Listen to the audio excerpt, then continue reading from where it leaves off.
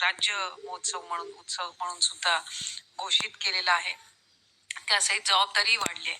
कारण पर्यावरणपूरक गणपती मूर्त्या असतील, आरास असेल, या सगळ्या गोष्टींकडे अधिकाधिक प्राधान्य देण्याची सुद्धा गरज ही निश्चितपणाने आपल्या सगळ्यांनाच आहे. पण आज सामच्या कार्यालयामध्ये येऊन इथे दर्शन घेऊन मनापासून आनंद झाला.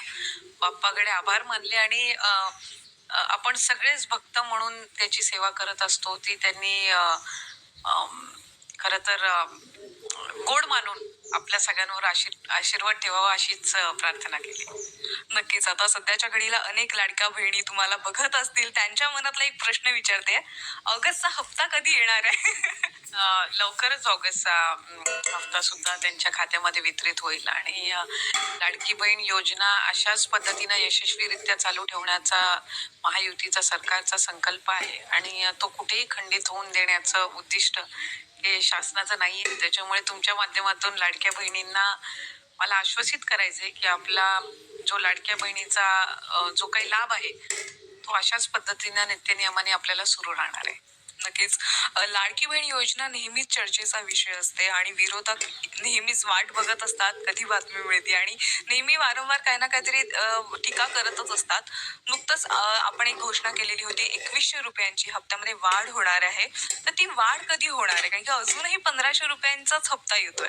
नाही, खरं तर आमच्या घोषणापत्र जे महायुतीचं असतं किंवा जाहीरनामा असतो त्याच्यामध्ये 5 वर्षाच्या कालावधीचा आमचा जो जाहीरनामा आहे तो निवडणुकीच्या कालावधीमध्ये घोषित केला जातो आणि त्याच्यामध्ये 2100चं आश्वासन हे महायुतीच्या वतीने दिलं गेलं होतं आणि ते नक्कीच आम्ही योग्य वेळी पूर्ण करणार.